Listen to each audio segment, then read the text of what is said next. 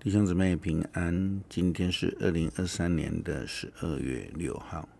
今天的经文是诗篇79篇、弥迦书5章第1节到第5节，路加福音21章34节到38节。今天要跟大家分享的主题是当警醒。科技的发展使得许多人类无法预知的事情，大自然的现象，现在都有了预警系统。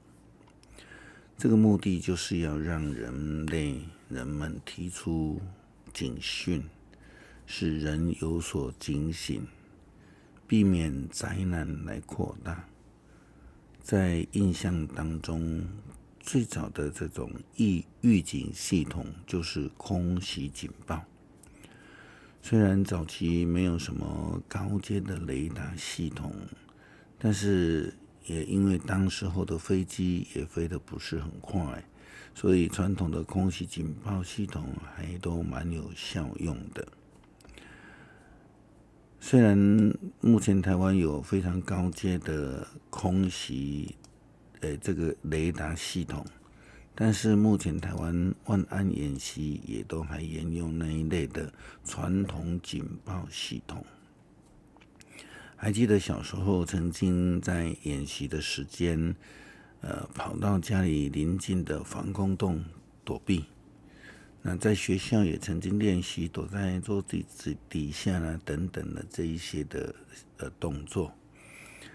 现在还有像高速公路的边坡滑动测动监测这个台风的警报地震预警系统最新的就是有手机的系统所提供的国家紧急通报系统，针对无论是天灾、天然的灾害或是人为灾害，发出紧急通报，使人有所警醒，避免灾难扩大。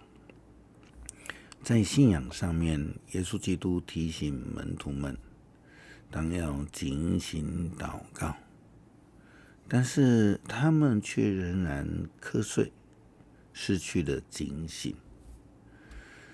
有些人在中央气象局宣布了台风警报之后，却又跑去海边沿钓玩水，结果就被风浪给卷走了。所以重点不在于预警系统是否很先进，而是在于人们愿不愿意听从警报而有所警惕。基督徒是否愿意警醒祷告，与上帝有好的连结，愿意事事求主的保守看顾，是我们应当要追求的。最明显的例子就是我们这一阵子都在谈论的乌克兰战争。俄乌战争最典型的范例就是俄罗斯于2014年还公开宣称和乌克兰是兄弟之邦，两国永远不会交战。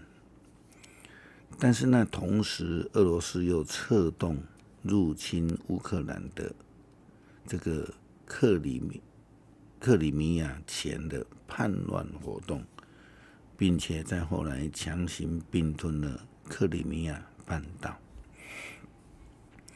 2021年，美国的情报体系严重的警告，俄罗斯正在计划向乌克兰发动大规模的军事行动。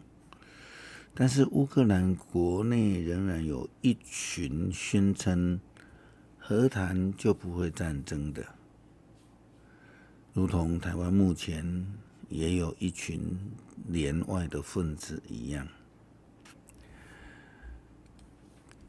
乌克兰的和平倡议者造成了乌克兰今日的境况，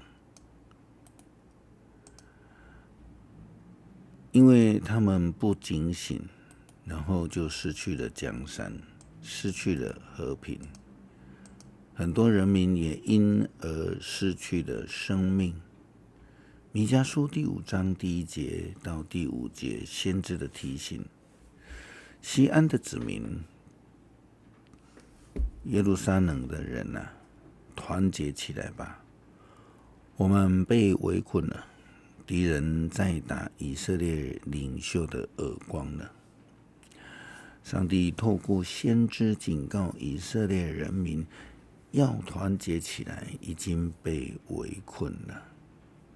但是仍有一群和平主义者忽略了上帝透过先知的语言警告，而导致大危险。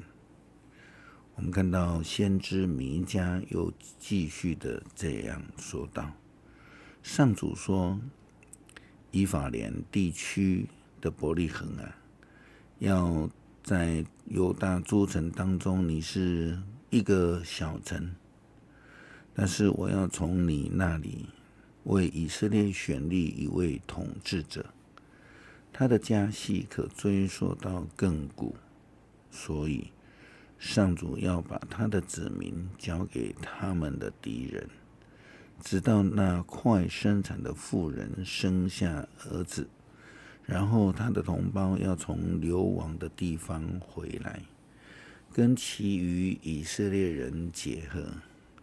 他来临的时候，要像牧人照顾羊群。他要以上主所赐的大能，奉上主他上帝的威严统治他的子民。他的子民要安享太平，因为全世界的人都承认他的伟大。他要带来和平。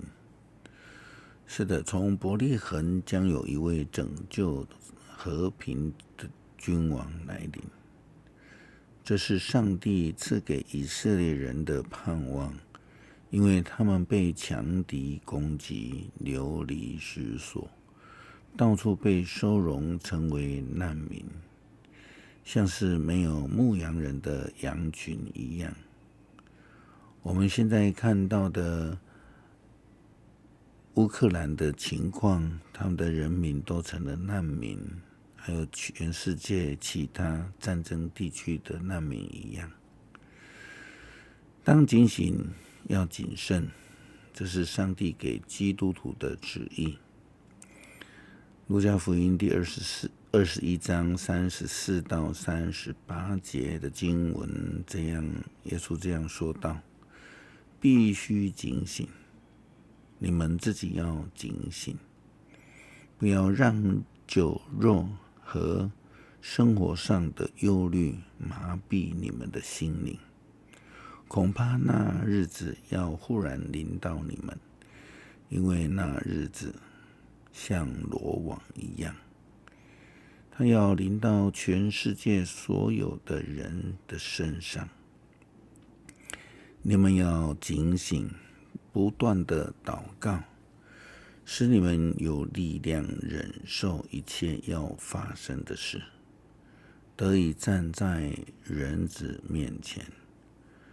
耶稣白天都在圣殿里教导人，晚上出城在橄榄山过夜。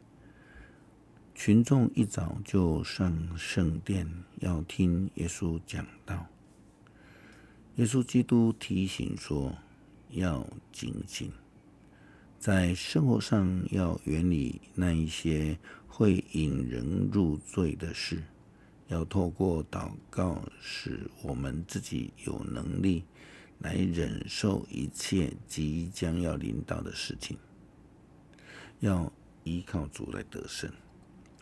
诗篇79篇，为国祷告。上帝啊，外族侵入你的领土，他们玷污了你的圣殿，使耶路撒冷成为废墟。他们拿你仆人的尸首为物印，把你忠诚子民的尸体丢给野兽。他们使你的子民血流成河，淹没了耶路撒冷。没有留下一人来掩埋尸首。我们四周的邻国愚弄了我们，他们嘲笑我们，讽刺我们。上主啊，你要永远向我们动怒吗？你的怒气像火焚烧，要到几时呢？求你把愤怒转向不敬畏你的国家，请倒在不求告你的人民身上，因为他们杀戮你的子民，使你的住处荒凉。求你不要因为我们祖宗的罪惩罚我们，求你快快怜悯我们，因为我们已经丧失了一切的希望。